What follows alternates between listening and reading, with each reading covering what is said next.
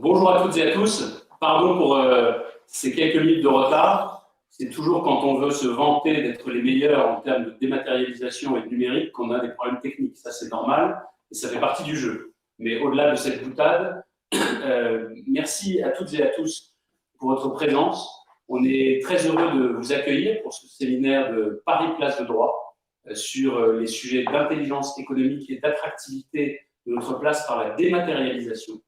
On va vous en dire quelques mots tout au long de l'heure qui vient et aussi, bien sûr, échanger avec vous. D'abord, si vous me permettez, vous dire quelques mots de Paris Place de Droit et puis introduire la problématique et surtout présenter nos excellents intervenants que je remercie d'être avec nous aujourd'hui. Paris Place de Droit est une association à but non lucratif qui s'emploie à fédérer le plus largement possible tous les acteurs de notre place de droit pour défendre notre attractivité. Depuis plusieurs décennies maintenant, nous sommes engagés dans une mondialisation qui se fait par les flux financiers.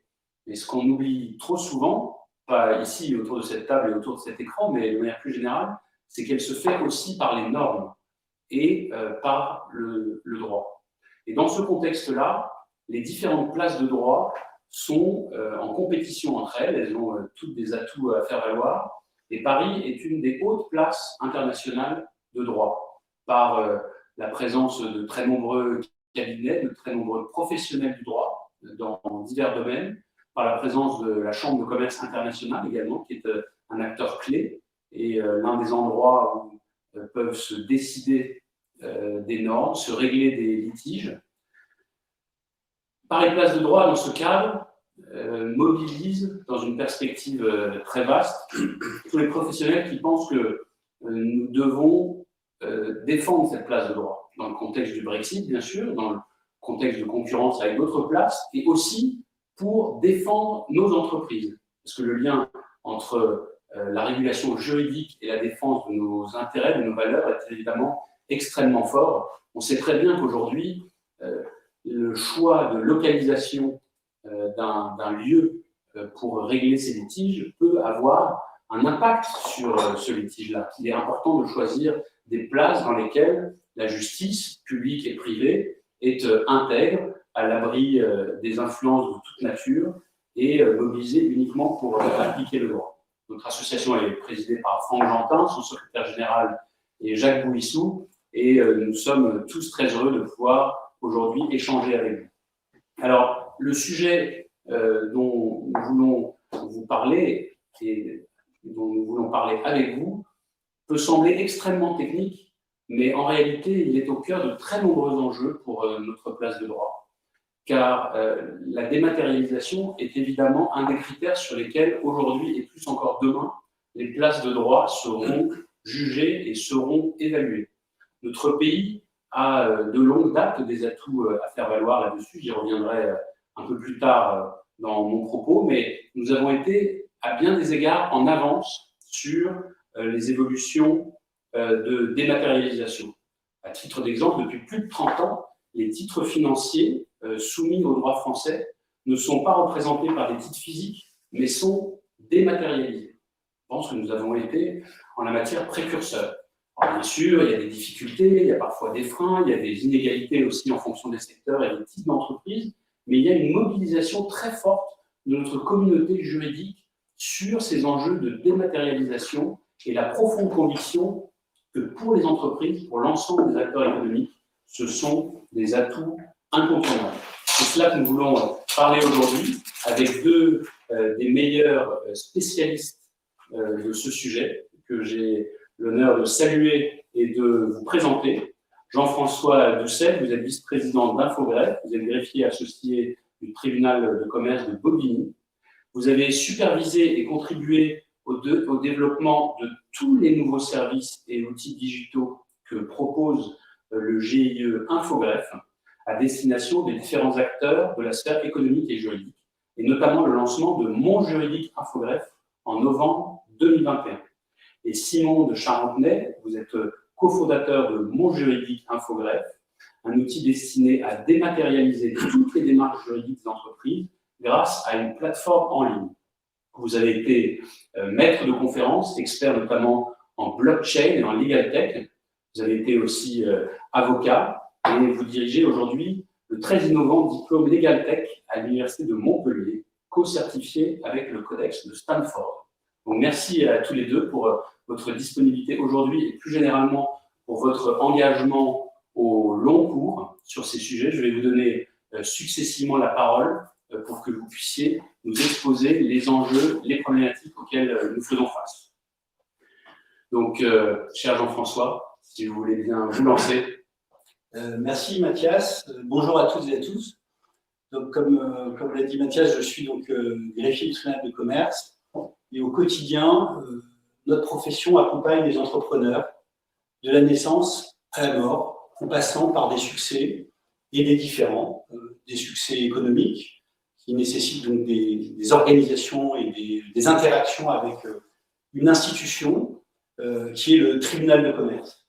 Et mes propos vont vraiment s'adresser à la digitalisation du tribunal de commerce et comment le tribunal de commerce, par sa numérisation, contribue et a contribué à l'attractivité, bien sûr, de l'économie française, puisque c'est le grand bénéficiaire de ces investissements quotidiens qui sont opérés par les juges et par les greffiers de commerce, et comment donc, cette digitalisation permet à l'entrepreneuriat français de se développer plus efficacement, d'avoir plus de sécurité juridique, et comment cette digitalisation permet de créer des nouveaux usages, notamment avec l'open data, qui permet donc à des agents économiques nouveaux d'émerger et créer de nouvelles richesses et de nouveaux emplois pour notre économie. Alors, si tu peux passer, Simon, donc, voilà, le tribunal de commerce de Paris, tribunal de commerce de Bobigny, tribunal de commerce de Nanterre, des places fortes de l'économie française, des places fortes pour conférer de la sécurité juridique, des places fortes pour trancher des différends. Si tu veux passer à la slide suivante, les fonctions du tribunal de commerce sont de trois ordres. La première, c'est de trancher les différends entre les commerçants et les personnes morales entre elles. C'est aussi de traiter des procédures collectives de l'entreprise. Et enfin, c'est de gérer les registres à vocation économique qui sont opérés par les greffiers du tribunal de commerce et sous la surveillance du juge, des juges du président ou du juge commis à la surveillance du commerce. On parle bien sûr le registre du commerce en tant que tel, le registre des sûretés, privilèges et nantissements de valeurs mobilières, qui est un accessoire considérable pour garantir le financement de l'économie. Et là, il y a une réforme considérable qui va permettre une accélération de l'attractivité de la France. Derrière tout ça, donc, il y a 141 tribunaux de commerce avec 141 greffes, 3 interfaces digitales que je vais vous présenter. Il y a l'écosystème représentant 5300 personnes au service de l'institution judiciaire, 3300 juges élus, qui sont des chefs d'entreprise, qui représentent l'excellence française dans toutes leurs composantes, de la petite entreprise à la très grande entreprise, avec 2000 collaborateurs de greffe qui aujourd'hui sont au service de l'économie, 5 millions d'actes traités chaque année, 6 millions de sièges sociaux, donc les tribunaux de commerce gèrent l'économie dans tous ces états concernant 6 millions de sièges sociaux. De façon très anecdotique, c'est 1,6 million de cabis téléchargés gratuitement via Mondi des Nuls, et c'est 600 000 décisions de justice. Le premier cas, le premier pilier, c'est le registre du commerce. Le registre du commerce est un registre donc, qui est tenu par le greffier. Ce registre a été créé en 1919, donc loin de la création des tribunaux de commerce de Michel de l'Hospital, mais 1919, où c'est un principe déclaratif qui régissait ça. Donc, ça permettait donc à l'économie de devenir administrée en France à l'après-guerre. Et puis, il y a eu une évolution substantielle en 1984, où le contrôle de légalité a été institué, qui résulte de directives communautaires qui imposaient un contrôle de légalité et un renforcement de la sécurité juridique. Aujourd'hui, au registre du commerce français, c'est 80% de l'économie française qui s'y trouve, qui est contrôlée, suivie, vérifiée avec des missions de police économique qui appartiennent aux greffiers, notamment dans la gestion des bénéficiaires effectifs, aussi avec des missions de surveillance et de rappel d'obligations légales en coordination avec le juge commis à la surveillance du registre du commerce. Donc, premier registre de publicité en Europe, un outil essentiel. En 1986, donc, les greffiers ont créé Infogreffe, dont la première finalité était de mettre à disposition du public l'information légale sur les entreprises. Donc, en 1986, la base de données du registre du commerce a été constituée par l'ensemble des greffes sur le commerce de France, pour être accessible à tous, déjà en Minitel en 1986. Et puis en 2000, avec l'émergence du web, on a assisté à la numérisation de tous les actes de société, actes constitutifs, ce qui peut paraître aujourd'hui anecdotique, mais ça a été un progrès considérable quant à l'accessibilité et à la transparence économique. Et enfin, depuis peu, à la libération de la donnée, donc, avec l'open data en 2015, où les greffes des tribunaux de commerce mettent à disposition, alors j'ai noté ce matin parce que je n'avais pas tout ça en tête, 57 jeux de données, 100 000 mises à jour quotidiennes, 34 millions de données accessibles en open data, et ces données aussi nourrissent l'observatoire statistique des greffes des tribunaux de commerce pour permettre à chacun de connaître l'état de santé. Donc ça, c'est le premier point de digitalisation et de numérisation qui a renforcé la confiance, la sécurité juridique, essentielle pour le commerce et l'attractivité française. Le deuxième point dans le registre du commerce, c'est la dématérialisation de la collecte. Doing Business aujourd'hui est un indicateur fort pour classer la France comme un pays de très bon niveau quant à son accessibilité. Aujourd'hui, vous immatriculez une entreprise au registre du commerce et des sociétés. Jusqu'au 31 décembre de cette année, c'était par infogreffe.fr, vous pouviez immatriculer une entreprise. Et on a battu des records l'année dernière, on était à 1,2 million d'entreprises créées, donc ce qui permet de faire de la France une nation d'entrepreneurs. Et c'est passé par donc, la mise en place et la reconnaissance de l'écrit de la signature électronique, la loi du 13 mars 2000, ces décrets d'application en 2001, qui ont permis donc la dématérialisation de ces flux. On a attendu 2007 et un travail proche de proximité avec le ministère de la Justice pour permettre la première immatriculation au registre du commerce, parce que le ministère de la Justice, c'est le ministère de tutelle des greffes du commerce. Et donc, première immatriculation en 2007, et puis des centaines de milliers cette année. Nous avons immatriculé près de 579 000 entreprises en ligne l'année dernière, dans des délais très brefs. Et ceci donc à la plus grande satisfaction de l'économie, puisque qui dit immatriculation rapide dit accessibilité à la personnalité morale, puisque le registre du commerce et les résultantes de l'immatriculation du commerce sont l'acquisition de la personnalité morale et l'opposabilité à l'égard des tiers, la libération du capital. Nous avions associé au processus de création d'entreprise une possibilité de déposer son capital en ligne en même temps qu'on s'immatricule. Donc vous pouvez faire du 2 en 1, ouvrir son capital, déposer ses fonds, ouvrir son compte bancaire, libérer ses fonds immédiatement. Voilà le point sur le registre du commerce qui est un élément important. La deuxième fonction du tribunal de commerce, qui est la première dans l'esprit des gens, c'est l'acte de juger. Et de la même manière, les tribunaux de commerce ont répondu à une volonté du président de la République, Emmanuel Macron, lorsque celui-ci a été élu président de la République pour son premier quinquennat. Il voulait que le citoyen, le justiciable, puisse accéder en ligne, en quelques clics, à une justice. Donc les tribunaux de commerce, par l'intermédiaire du GU Infogreffe, et en partenariat avec les greffes, bien sûr, ont développé cet outil qui s'appelle Tribunal Digital et qui permet aujourd'hui de saisir n'importe où dans le monde, à n'importe quel endroit, les tribunaux de commerce français, en déposant une assignation, en faisant un drag and drop, et cette assignation arrive dans les greffes des tribunaux de commerce qui enrôlent l'affaire et qui permettent d'appeler les parties à la première instance. Le juge du tribunal de commerce est lui-même équipé de portails numériques qui s'appelle le portail des juges, et les juges peuvent suivre les nouveaux dossiers rentrants avec un accès à l'ensemble des pièces de la procédure. Pendant la période Covid, nous avons une disposition transitoire qui ont permis aux juges, à la justice commerciale française, de trancher et d'écouter les parties à distance par un partenariat avec la société Tixeo, qui est une société française qui garantit beaucoup de confidentialité et qui crypte les contenus et qui équipe l'armée française, notamment en termes de communication. Et donc, nous sommes arrivés à mettre à disposition depuis 2018 ou 2019, j'ai plus l'année en tête, donc ce portail permettant la saisine de la juridiction, permettant des audiences en ligne. Et enfin, tout ça en partenariat avec le ministère de la Justice, permettant la signature des décisions électroniques. Nous avons évolué et c'est un travail toujours de concert avec l'État. Et donc, nous sommes parvenus à appliquer les dispositions relatives à l'acte authentique électronique judiciaire.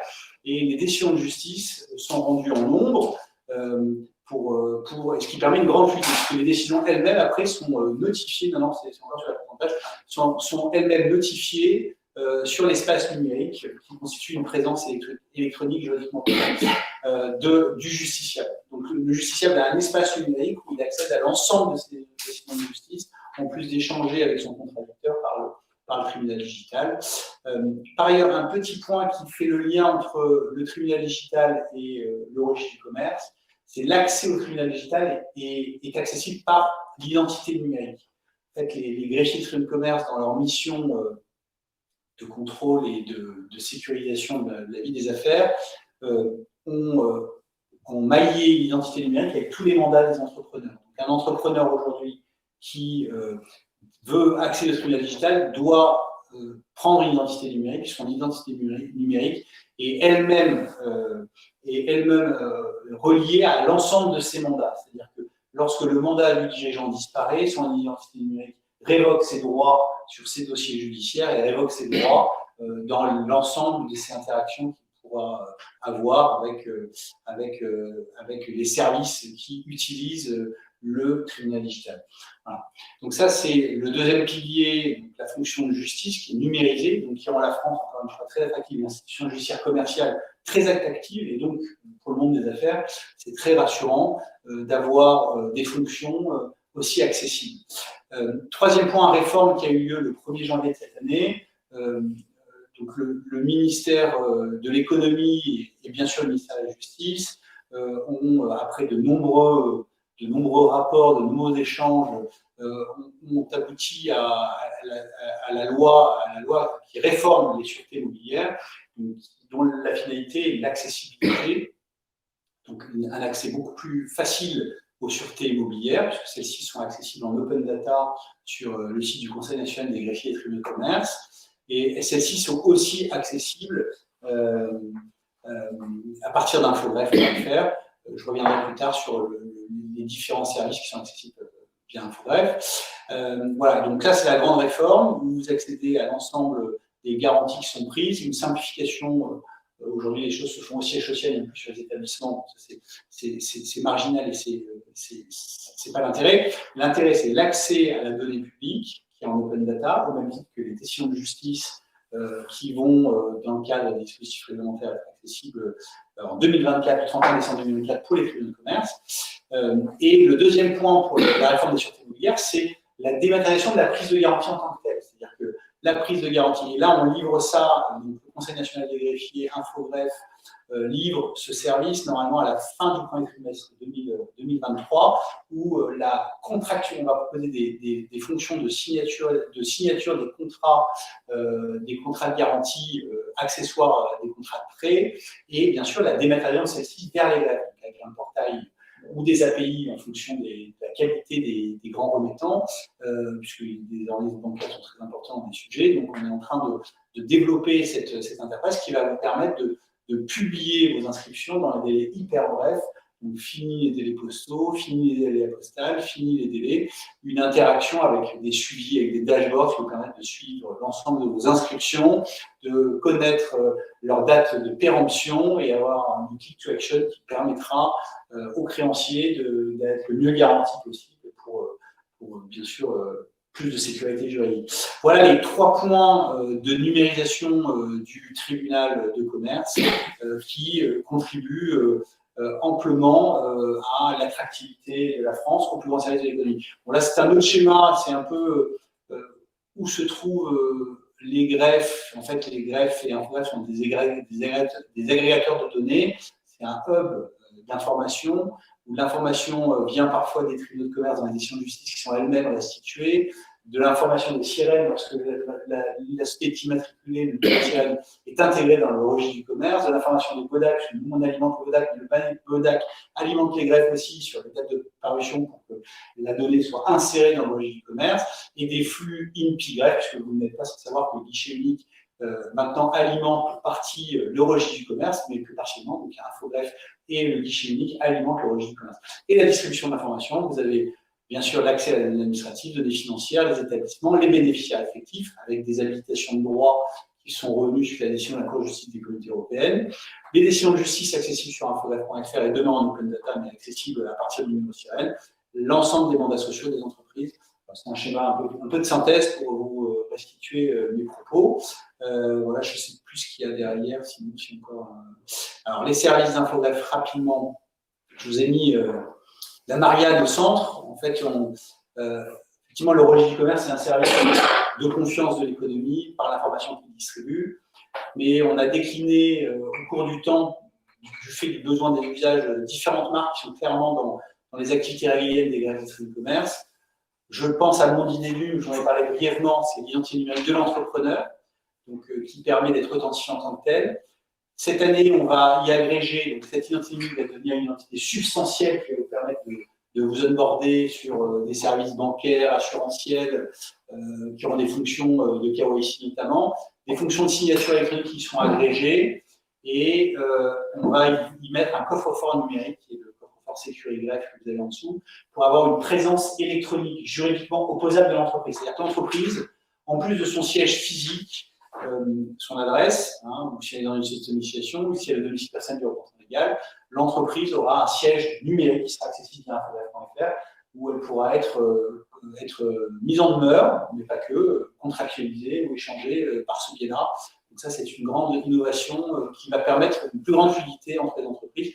Alors bien sûr, on a des services de portail de divergence sur tout ce qui est bénéficiaire effectif, mais ça, c'est la résultante des obligations qui pèsent sur les établissements bancaires et financiers. Donc Infogreffe, portail de divergence qui permet d'interagir avec le registre du commerce. Certigreffe, c'était le préalable pour faire une formalité au registre du commerce qui va disparaître au profit de mon nul. Certigreffe qui est surtout un certificat électronique à classe 3+, qui est utile pour faire ces formalités au registre du commerce, mais qui va donc disparaître, mais qui a été créé donc, en 2001 et qui a d'abord rempli des fonctions pour permettre aux entreprises de faire leur déclaration de TVA. Sécurité Greffe, c'est un espace numérique judiciaire qui permet les échanges en coffre-fort numérique entre différents professionnels. Et bien sûr, le réseau blockchain, où toutes ces données renseignées sur les registres du commerce, renseignées sur le registre des sûretés immobilières, sont versées sur le réseau blockchain des greffes, les 141 greffes des tribunaux de commerce. Le premier exemple, c'est les hypothèques maritimes. C'est une compétence qui a été attribuée aux greffes des tribunaux de commerce en fin d'année. Et donc, toutes les hypothèques maritimes sont versées sur blockchain. Et puis après, on va déployer sur les autres éléments. Donc, pour plus de sécurité, plus de confiance, lutte contre la fraude documentaire notamment, et tout ça au plus grand bénéfice de l'écosystème qui travaille au quotidien et qui a besoin de confiance et de sécurité. Voilà sur la galaxie des marques en extension relative aux fonctions réelles. Et puis la deuxième partie, j'en ai parlé de l'open data. Donc, vous avez Data Infogreffe qui permet d'accéder à toute la donnée. Celle-ci est aussi disponible sur Data INPI. Vous avez deux services que vous pouvez employer de la même manière. Et à partir du registre du commerce, on a agrégé beaucoup d'éléments. Aujourd'hui, on distribue des services qui permettent à l'entreprise d'aller chercher toutes les aides publiques qu'elle peut revendiquer, une aide supranationale, nationale et locale. Donc c'est un service qui est très utile pour l'entrepreneur qui, en phase de développement, qui a besoin d'un complément de financement. Des services de KYC qui sont des sujets très importants, Know Your Customer, pour une connaissance des dossiers clients approfondis, qui correspondent à des obligations légales toujours. Marketplace qui permet de mettre en relation des vendeurs et des gestionnaires d'entreprise, notamment dans le cadre des procédures collectives où on a une grosse déperdition de richesse et d'emploi par ce biais-là. Et donc l'idée, c'est de mettre de la lumière notamment sur tous les actifs en procédure collective. Vous pouvez poser des surveillances, être alerté, mais pas que. Des entrepreneurs comme le CRA notamment met à disposition des éléments sur Marketplace pour faire des reprises d'entreprise et faciliter la cession.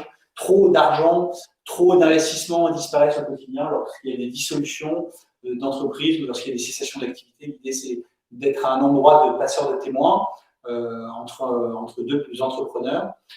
mais impayés sur les difficultés, donc on a un service qu'on vient de lancer là.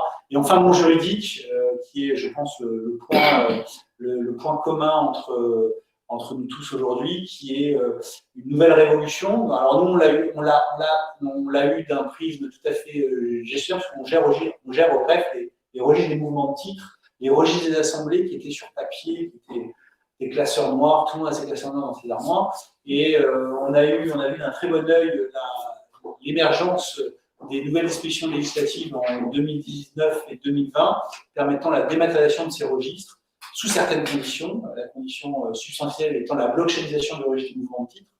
Donc c'était un préalable, donc c'est ce point-là qui va être abordé notamment par Simon Charentais dans la transition.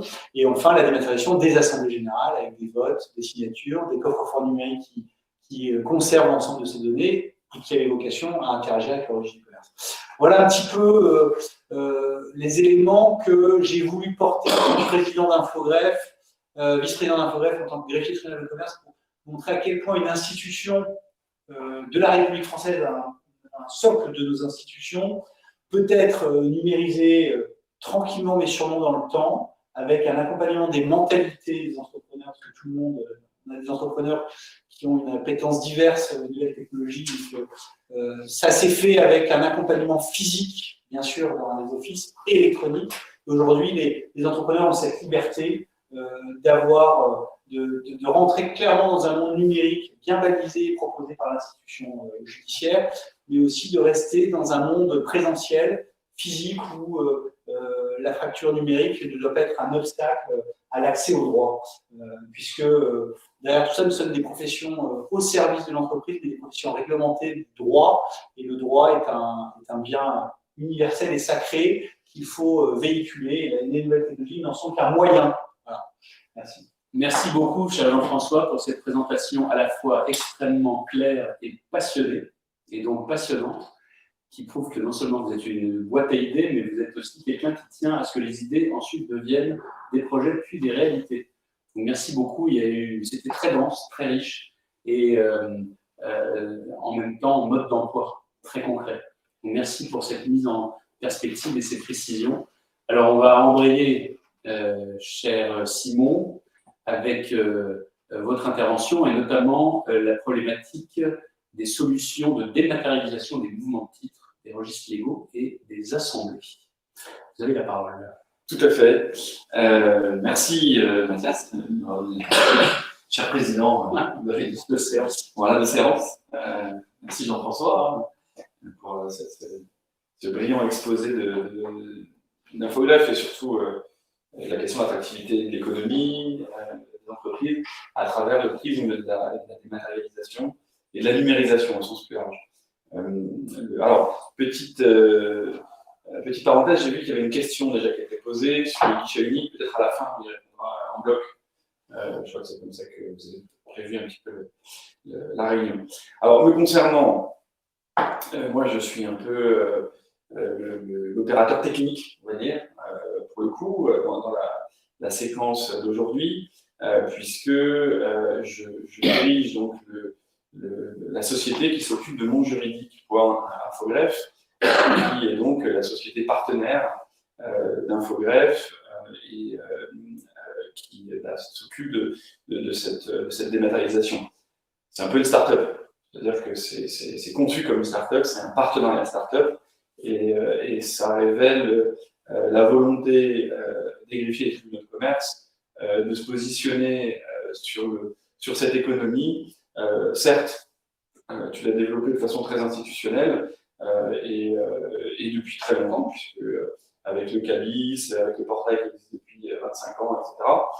Mais aussi maintenant de prendre aussi l'agilité start-up en n'hésitant pas à faire appel à des talents extérieurs, à de l'externalisation, à des partenariats originaux, ambitieux, nouveaux, et à aller justement défricher les nouvelles forêts, les nouvelles contrées, les nouvelles jungles de cette économie.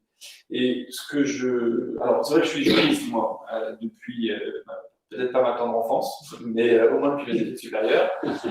Et donc j'ai un aspect très universitaire, très théorique, un aspect contentieux, puisque j'ai avocat, et aussi maintenant un aspect start-up, pour dire les choses simplement, dans la legal tech, et plus spécifiquement dans la blockchain, qui est un vrai sujet chez les juristes, hein, la blockchain. Alors, qu'est-ce qu'on fait avec le monde juridique pour Infogreffe? On dématérialise le corporate, c'est-à-dire les trois piliers de l'entreprise, trois piliers, on va dire, de la direction d'entreprise, c'est-à-dire qu'est-ce qui justifie que l'entreprise existe, c'est que initialement elle a des actionnaires qui se réunissent, qui ont un projet en commun. Évidemment, après, il y a un produit, il y a des embauches, etc., il y a des investissements, mais il faut quand même des entrepreneurs et qui se réunissent en se répartissant notamment des actions ou des parts sociales, principalement en fonction de la solution. Ensuite, ces entrepreneurs, ces actionnaires se réunissent régulièrement pour donner un cap à l'entreprise, qui est ensuite décliné de façon opérationnelle par les mandataires sociaux. Et évidemment, l'entreprise peut arriver au soir de sa vie, et donc il faut savoir fermer une entreprise qui a même la nécessité d'une réunion d'assemblée générale avec des procès-verbaux, etc. Et ensuite, il y a les archives, c'est-à-dire il y a l'historique, c'est-à-dire qu'une entreprise, elle n'est pas hors sol ou dans des nuages gazeux, elle est obligée, et c'est fort logique, de conserver les titres de propriété, de conserver les procès-verbaux, et en fait de conserver l'histoire de son activité économique. Tout ce qui entre, tout ce qui sort, tout ce qui se décide doit être conservé. Et bien en fait, nous, on a dématérialisé ces trois piliers-là. On a dématérialisé la rencontre de l'actionnariat, on a dématérialisé la conservation dans le temps de l'actionnariat, et on a dématérialisé la ventilation juste et équitable, si j'ose dire, non pas dans le rapport de force économique, mais au moins dans la légalité de la conservation des titres. Et pourquoi? Puisque ces trois piliers, jusqu'à présent, étaient tenus sur papier, physiquement, dans des armoires métalliques, sur des registres en cuir, sur des feuilles de papier. Et bien, nous, on a tout dématérialisé en faisant appel notamment à des technologies de rupture. La blockchain et l'intelligence artificielle en sont les deux moteurs. Alors, en fonction du temps qui m'est imparti, c'est-à-dire que reste un petit peu moins de 6 minutes, 5-6 minutes, on peut peut-être faire une verticale sur un sujet sur lequel on est très en pointe. Moi, je vais dire que le point Infogreffe, c'est que c'est comme ça qu'on a rencontré d'ailleurs Jean-François et toute l'équipe d'Infogreffe. Puisque moi, j'avais monté une entreprise avec mon associé Nicolas qui visait à dématérialiser les titres des sociétés. Et donc, très rapidement, on a créé une toute petite start-up, mais en pointe, puisque la France est la nation la plus en pointe au niveau mondial sur le sujet de la dématérialisation financière, non coté. Et très rapidement, on a rencontré Infogreffe qui voulait se positionner là-dessus. Et donc, on a mis en place tout un système qui permet de récupérer l'historique des sociétés, dématérialiser les titres, dématérialiser les mouvements de titres, tous les types de mouvements de titres, etc. Et alors, qu'est-ce qui est intéressant? Il y a plusieurs choses. Il y a deux angles, en fait, qui je pense, sont intéressants d'être soulignés pour bien réfléchir à l'attractivité de l'économie française dans le prisme de la dématérialisation de l'activité des entreprises, ou en tout cas de leur gestion, en ce qui me concerne. C'est d'abord toute la dimension de sécurité, c'est-à-dire l'idée selon laquelle le papier dans la gestion du corporate, et particulièrement des titres, de qui à quoi, est très incertain et très insécurisant. On a vu des contentieux, moi que je sois en qualité universitaire ou surtout d'avocat, des contentieux sur la preuve, qui à quoi, et en fait le juge est dans l'incapacité de réexpliquer le bon porteur de titre, celui qui dispose vraiment du titre financier, du bon, de l'obligation, de l'action, de la part sociale, etc. Donc il y avait un vrai besoin de sécuriser l'économie française sous cet angle. C'est le tout début, c'est ce que voulaient les législateurs, mais c'est en train de se mettre en œuvre. Donc c'est on va dire, une partie de la numérisation pour assurer la sécurité. Ça, je pense que c'est très important. C'est-à-dire la numérisation pour rassurer d'abord les entrepreneurs et les investisseurs étrangers. Venez investir en France puisque vos titres seront sécurisés dans leur conservation. Alors qu'il y a de nombreux pays où les investisseurs étrangers n'osent pas venir parce qu'ils ne sont pas certains de s'y retrouver à la fin. On prend une société d'un autre continent quel qu'il soit, on met 1 million sur la table ou 1 milliard, hein, ça dépend de la taille. Si à la fin on retrouve que 40% de son investissement parce que les papiers ont disparu et que le juge, on ne sait pas vraiment de quel bord il se situe, s'il n'est pas dans un système de corruption ou pas en fonction des élections, etc., c'est très insécurisant. Ce qu'on met en place actuellement au niveau français, et particulièrement les greffiers se positionnent dessus, et nous, les start-upers, on crée la techno qui le déploie, c'est une sécurité totale et absolue. C'est-à-dire qu'il y a une conservation des titres qui est cristallisée dans le marbre, nouvelle expression. Voilà. Et qui, pour le coup, est très rassurant, puisque ce n'est ni à la main des greffiers, c'est objectivé, hein, ni à la main de l'État, ni à la main des seuls opérateurs économiques. C'est à l'image d'un conservateur de titres sur les marchés cotés. La France est en train de créer des dépositaires qui conservent les titres pour le non coté. Ça n'existe pas au niveau mondial. Et je sais qu'au niveau européen, on est très attentivement scruté, et c'est un enjeu qui est majeur. Ça, c'est, on va dire, la partie statique, qui est fondamentale. Hein. Il faut toujours sécuriser sa partie statique pour ensuite pouvoir être une bonne pierre de rebond pour aller vers la partie ce que j'appelle dynamique. La partie dynamique, c'est celle notamment de la liquidité des échanges. Je vais faire un des petits carrés que j'ai mis sur les slides, mais c'est que la digitalisation et la numérisation des titres financiers non cotés, que ce soit pour les toutes petites parts sociales des SARL, donc c'est une vision très large, hein, ou que ce soit pour les types non cotés des acteurs du CAC 40, hein, pour ne citer que le haut du panier de l'économie française, eh bien, c'est quelque chose qui va permettre d'optimiser en quelques secondes l'achat, la vente. C'est-à-dire qu'il y a un enjeu qui est fondamental, c'est qu'actuellement, pour rendre liquide du non-côté, c'est très laborieux, c'est très rugueux. C'est ce qu'on appelle le capitalisme de restaurant. Donc, on se croirait dans les ouvrages de la fin du 19e et le début du 20e, dans l'économie française florissante dans le monde, mais parfaitement dépeinte sous la plume de Zola ou d'autres. C'est l'économie bourgeoise, de restaurants, de réseaux, très fermés. Et ça demeure, même s'il a changé en une centaine d'années, mais ça demeure tout de même une économie qui est trop socialisée et qui est trop dépendante des usages. Et des lieux de rencontre, etc., etc. Or, la dématérialisation rend accessible la liquidité des titres à tout le monde. Les plateformes Internet ont énormément de défauts, certains diront que des défauts, mais elles ont quelques qualités, et notamment celle de l'échange et de la liquidité et de la démocratisation. Tout le monde doit pouvoir acheter une part de SARL, une action de la start-up du coin qui marche bien, voire même une action d'un grand groupe qui veut ouvrir une offre publique d'achat sur le non-côté. Et évidemment, tous les garde-fous qui doivent être mis en place en termes de sécurité des échanges. Mais c'est fondamental parce que ça permet à tout à chacun de financer l'économie. Alors que jusqu'à présent, on est dans un capitalisme qui est plutôt un capitalisme à l'ancienne, de réseau, et il est en train de changer. Et à la faveur d'outils, on peut lui donner un nouveau visage et un outil beaucoup plus large et beaucoup plus important. Donc, avec quelques petits outils, finalement, c'est pas révolutionnaire hein, ce qu'on fait, mais les conséquences qui en découlent, à mon avis, seront absolument fabuleuses.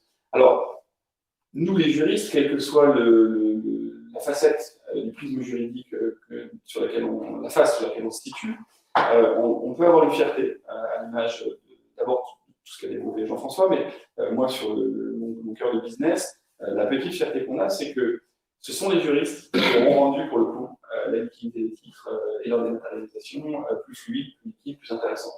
Et donc, je conclurai là-dessus. Je pense que le monde financier et le monde juridique, du fait de la dématérialisation, sont en train de se rapprocher très fortement et de travailler de plus en plus ensemble, comme les deux faces d'une même pièce.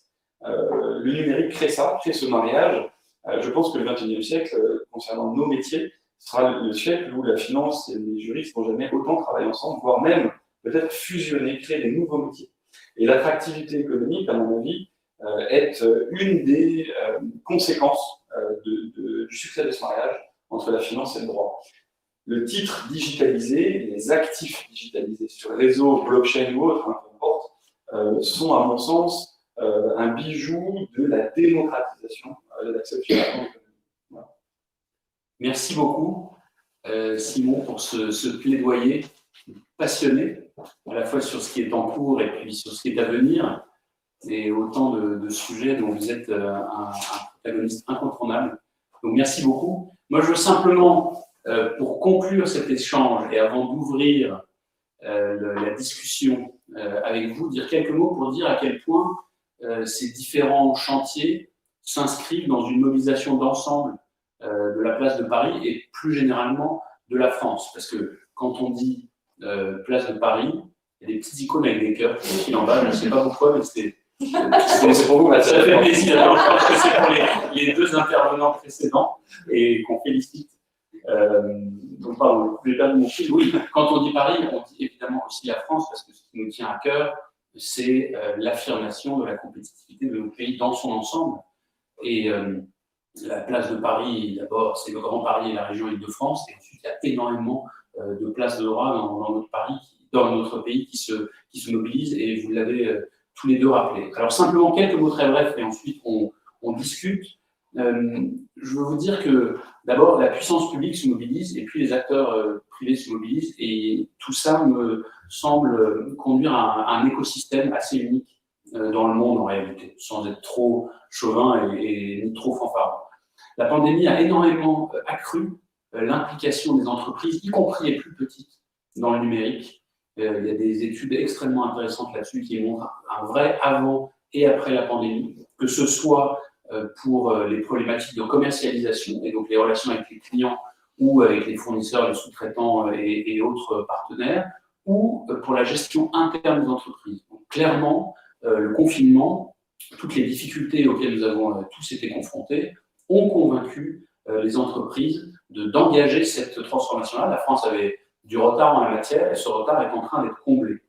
L'État lui-même s'est beaucoup modernisé au cours des dernières années. On connaît tous des procédures qui sont maintenant informatisées. 88% des procédures les plus courantes sont aujourd'hui numérisées, dématérialisées et accessibles en ligne, que ce soit pour payer les impôts, que ce soit dans les relations aux douanes, pour énormément d'autres procédures que vous connaissez. Et ça vaut pour les particuliers comme pour les acteurs économiques. Et France Connect, je pense, est quand même un succès assez remarquable, y compris d'intégration au service des citoyens et des usagers.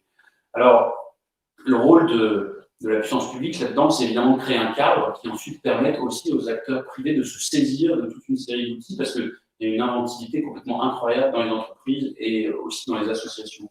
C'est la formation, et il me semble que là-dessus, dans le monde entier, nos ingénieurs sont un atout extraordinaire. Il suffit d'aller d'ailleurs aux États-Unis pour voir à quel point des femmes et des hommes formés en France font partie vraiment des très hauts potentiels qui sont mobilisés dans la Silicon Valley et ailleurs. Le rôle de la puissance publique, c'est aussi de créer un cadre juridique. C'est vrai au niveau de l'État, et un certain nombre de réformes qui ont été menées sur les sûretés et autres ont été rappelées. C'est vrai aussi au niveau européen, avec tous les enjeux autour du cloud, tous les enjeux de souveraineté industrielle et numérique. Il y a un commissaire européen, M. Breton, qui travaille spécifiquement là-dessus. C'est un Français, et il s'est emparé, je crois, très fortement de ces sujets dans notre intérêt à tous. C'est une problématique d'investissement, avec la mobilisation de la Banque publique d'investissement, de beaucoup d'autres acteurs pour aller booster l'économie française. Et puis, c'est aussi, malheureusement, les problématiques de cybersécurité. Parce que qui dit numérisation accrue dit aussi menace accrue, que ce soit d'intrusion, que ce soit de malveillance. Vous connaissez cybermalveillance, le nouveau site gouvernemental qui permet de signaler ces choses, mais il y a aussi dans les entreprises une culture de la cybersécurité qui se développe, qui est de plus en plus ancrée, qui est incontournable.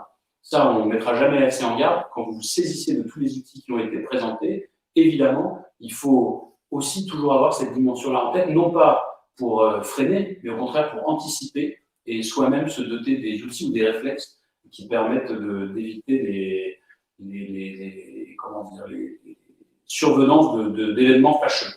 Et puis c'est la mobilisation de tout un écosystème à partir de là. La French Tech, qui a été lancée à l'époque par Fleur Pellerin, qui est maintenant vraiment présente dans le monde entier et qui est une ressource incroyable pour d'autres pays. Ça, je l'ai mesuré dans les fonctions antérieures, mais pour l'attractivité, le rayonnement de la France, y compris dans les temples du numérique contemporain, c'est quelque chose d'incroyable et ça fourmille partout. Donc c'est très puissant. C'est pas par hasard qu'il y a de plus en plus de licornes dans notre pays, une inventivité folle et une qualité, encore une fois, de nos entreprises.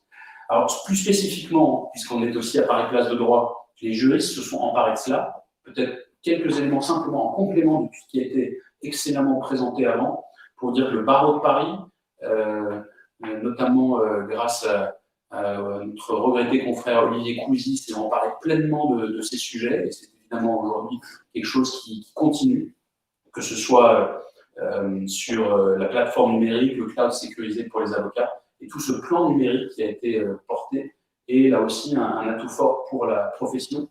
Une profession qui réfléchit en ce moment très fortement aussi à toutes les problématiques d'intelligence artificielle, qui va bouleverser tous les métiers du droit. Ça, pas besoin d'être devin pour le voir. Elle va probablement remplacer purement et simplement certaines fonctions.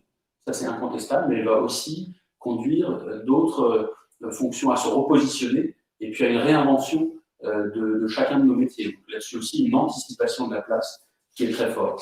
Je veux ajouter que notre justice, qui pendant longtemps a vraiment eu des difficultés matérielles très fortes, est, je l'espère, en train de rattraper ce retard-là avec des investissements massifs. Il y en a besoin parce que les magistrats, les greffiers, dans énormément de juridictions, ont besoin aussi de pouvoir travailler et de s'emparer au mieux des différents outils.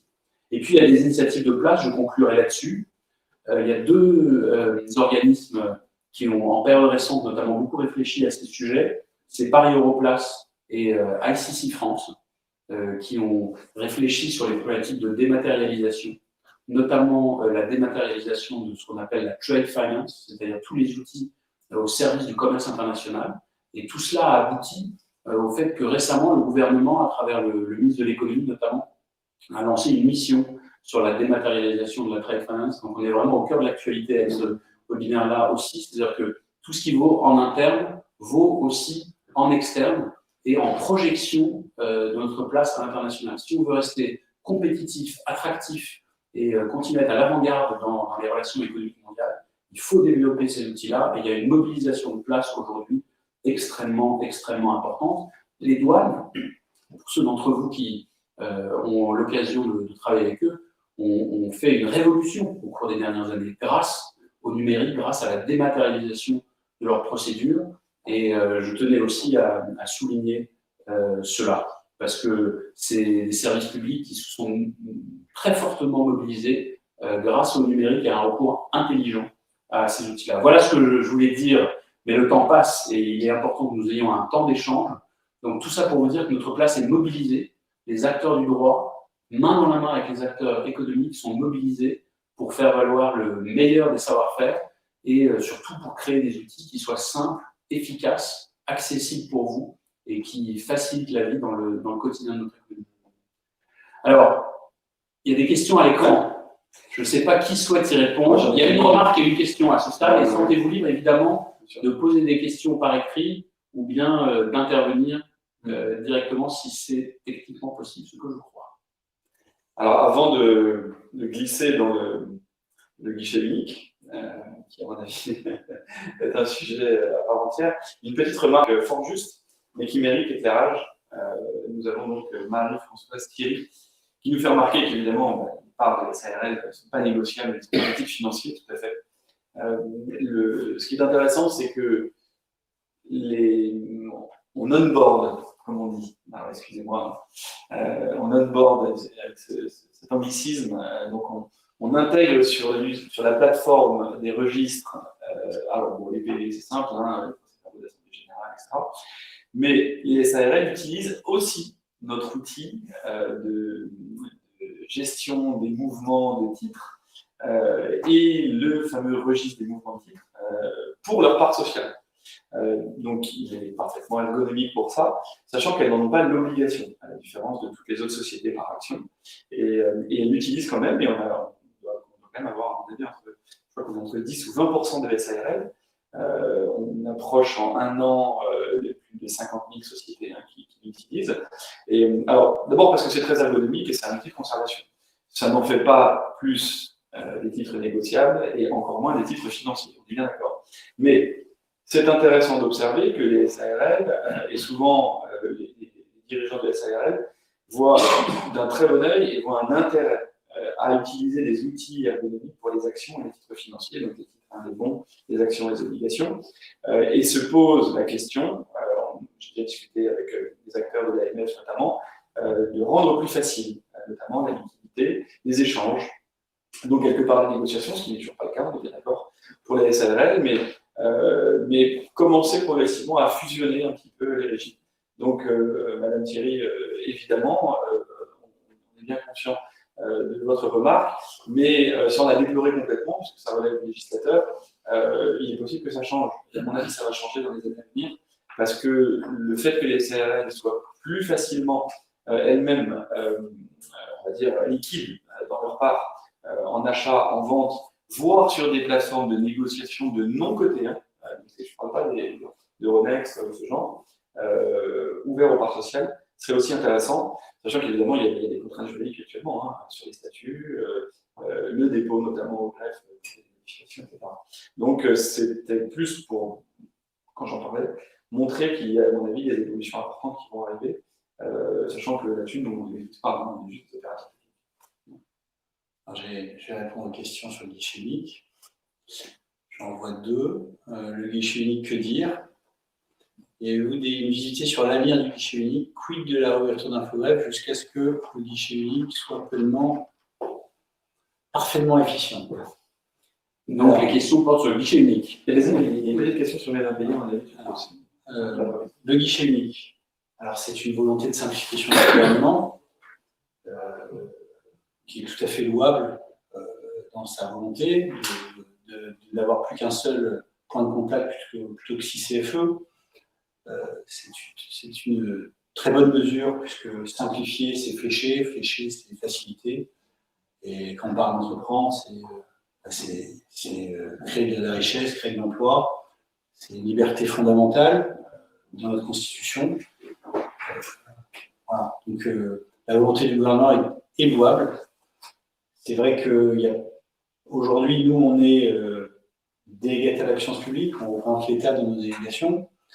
Donc, on ne peut que constater comme vous la difficulté qu'ont les entrepreneurs, qu'ont l'auxiliaire des entreprises qui sont les experts comptables, les avocats, les formalistes. Grande difficulté à l'accès aux services et finalement aux effets de droit associés, puisque le registre de commerce, c'est un registre de liberté et de droit. C'est la présomption de commercialité, c'est effectivement les actes fondateurs pour acquérir une personnalité morale et acquérir des droits et des obligations. C'est effectivement l'endroit où, lorsqu'on a réussi à trouver des investisseurs, on fiche son augmentation de capital et on va essayer de libérer les fonds. C'est vrai que ce registre de liberté aujourd'hui est entravé. Le gouvernement a pris des engagements, le gouvernement qui a pris des discussions réglementaires avec une procédure de sauvetage, de sauvetage du guichet unique, a pris des engagements et s'est engagé devant le Sénat, devant l'Assemblée nationale, à mettre tout en ordre pour fin février. Nous qui sommes des professionnels de proximité des entreprises, des serviteurs de l'État dans une délégation avec une proximité, nous entendons au quotidien les difficultés des entrepreneurs, nous entendons au quotidien ce que peut constituer une fracture du numérique, puisque nous ne sommes plus accessibles en direct. Mais nous ne pouvons que vous dire de prendre votre mal en patience et nous espérons que le gouvernement garantisse ses engagements parce qu'on est conscient qu'il y a une vraie difficulté dans ce droit universel et sacré qu'est le droit d'entreprendre. Aujourd'hui, les statistiques ne sont pas publiques, mais on aura des statistiques le 31 janvier qui, j'espère, ne seront pas trop mauvaises. Voilà. En tout cas, le gouvernement travaille, l'INPI travaille, Et nous nous efforçons, nous, en notre qualité de CFE, donc, de vous mettre à disposition Infogreffe pour tout ce qui est immatriculation de société civile, pour tout ce qui est modification de société civile, pour tout ce qui est dépôt d'actes de société, pour tout ce qui est formalité sur les bénéficiaires effectifs de tous les agents économiques. Voilà ce que je peux vous dire pour le guichet unique. Malheureusement, nous ne sommes pas décisionnaires. Nous devons travailler de concert avec le gouvernement pour que la situation s'améliore pour le plus grand bénéfice des entreprises. Merci beaucoup. Alors, il y a une question complémentaire qui vient d'apparaître. Il y en a plusieurs. Il y en a qui parle du pacte du trail. Alors, je ne suis pas compétent pour. Certes, les parts sociales ne sont pas des titres négociables, mais dans ce cas d'un bail, il peut y avoir un intérêt certain. Ah, ça va. Je suis assez calé là-dessus. Je ne sais pas, ça. Le pacte du trail, c'est un effet fiscal pour transmettre une entreprise en abattement de droits lorsque l'actionnariat est un actionnariat familial. Après, je pense que pas forcément. Sur la liquidité de la part sociale, mais c'est déjà liquide, on peut acheter. Voilà. Qu'est-ce que vous avez pour une entreprise? Quelles sont les modalités financières pour bénéficier de votre nouveau service concernant le recouvrement des impayés? Alors, les impayés, c'est un service qu'on a mûrement réfléchi et qu'on a identifié comme au service de l'économie dans le cadre de la trésorerie des entreprises, puisque la pandémie et le Covid ont certes permis à des entreprises d'obtenir des prêts garantis par l'État pour soigner leur trésorerie, mais on constate une augmentation des impayés considérable. Et c'est vrai que l'institution judiciaire, par le biais du dépôt des requêtes en injonction de payer devant le tribunal de commerce, c'est un excellent moyen d'obtenir rapidement un titre exécutoire et de recouvrer des créances par le biais du juge, sans débat contradictoire.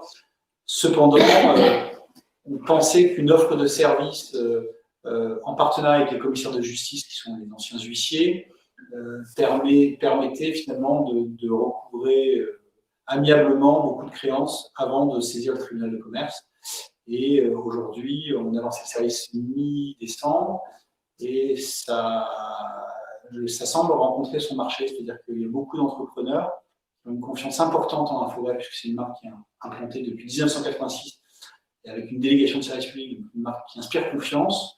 Nous avons de nombreux entrepreneurs qui souhaitent utiliser le service. Il n'y a pas de contrainte particulière, il n'y a pas d'abonnement. C'est vous utilisez le service, vous utilisez une fois le service, la créance est inférieure à 500 €, c'est 60 €. Et si elle est supérieure à 500 €, il y a un droit proportionnel qui est pris sur le recouvrement de la créance. Voilà ce que je pouvais vous dire. Qu'est-ce qu'il y a d'autre comme question? Est-ce qu'il faut-il les numéroter pour bien les utiliser, les parts sociales? Oui, c'est préférable, mais ce n'est pas obligatoire. Pas de questions pour vous? Non. Qu'est-ce qu'il y a d'autre? Il n'y avait pas eu. Elle a été. Il y en a eu 3 sur le guichet unique. Et si vous remontez, j'avais l'impression qu'il y a une question sur les hackers. Vous avez. Ah oui, les ransom. C'était quoi? Elle était plus haut. Voilà, juste là.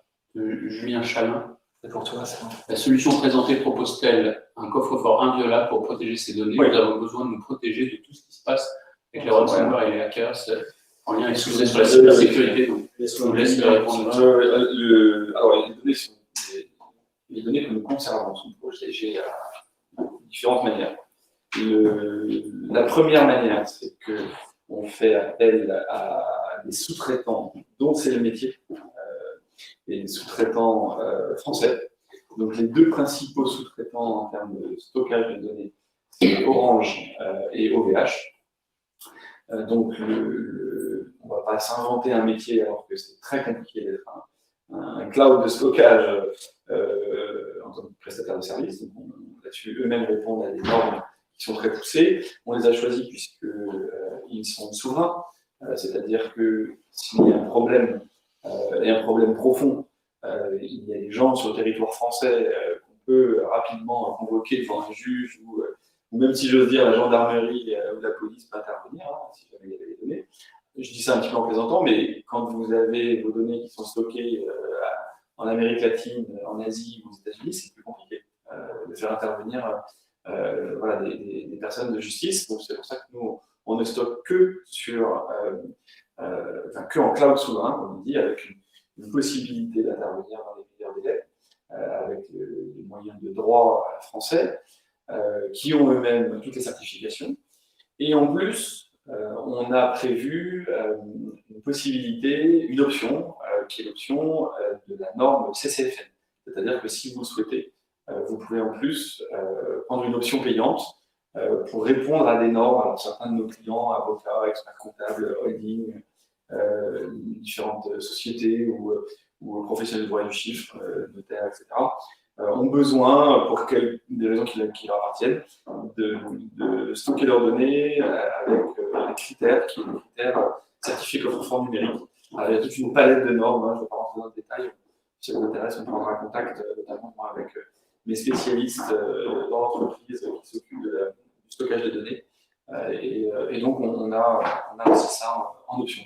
Donc, a priori, on a pris toutes les mesures pour que les données soient pas susceptibles d'être hackées. Alors, je dis ça, je suis pas moi-même, je ne peux pas garantir à 4000%. On a pris tout ce qu'on pouvait prendre et on a des dizaines de développeurs qui travaillent dessus au quotidien. Je pense qu'on est très, très, très bien protégé. Cela dit, bon, il y a des vents de hackers spéciaux des fois. Normalement, il n'y a pas de problème, on n'en a jamais eu. Et on conserve, on est à plusieurs milliers de milliards d'euros de valeur de capital social en stockage. Donc, on fait plus que très attention. C'est normé. Merci beaucoup. Est-ce qu'il y a des compléments que vous voudriez apporter, des choses qu'on a oubliées pendant ces échanges? Je parlais de souveraineté numérique, vous en avez parlé dans vos propos en conclusion. C'est un point qui est très important et Infogreffe et les grades de commerce dans leurs attributions sont très sensibles à l'économie, à l'industrie française. Tous nos prestataires sont des prestataires français ou européens. Les solutions de cloud ou de stockage sont des solutions qu'on a regardées attentivement et qui correspondent à des critères de souveraineté numérique et de souveraineté européenne ou française le plus souvent. Voilà, donc nous, dans la stratégie que nous déployons, nous sommes très attentifs à ces sujets et nous l'avons toujours été. On n'a pas attendu que M. Breton devienne commissaire européen pour se soucier de ces sujets-là. La profession de graphique de commerce a toujours été très sensible à la donnée, où elle se situait et où était accessible. Pour nous, c'est effectivement un tribunal de commerce qui est enraciné dans ses archives. Et on a des archives qui étaient chez nous. Et quand on les a confiées à des tiers, on a eu ce souci de savoir qui était ce tiers, où était ce tiers, où étaient nos archives. Donc, dans la projection numérique de notre profession, on veut garder notre enracinement en France, en Europe, pour garantir, je pense, des libertés et des droits fondamentaux que nous gérons au quotidien. Merci beaucoup pour ce point très important. Pas de complément. Écoutez, il me reste à vous remercier, vous deux, Simon et Jean-François. Vous remercier toutes et tous d'avoir suivi ce webinaire qui, je l'espère, a répondu à vos attentes et que vous pourrez retrouver par la suite. Donc, merci beaucoup et on espère à très bientôt. Merci, au revoir.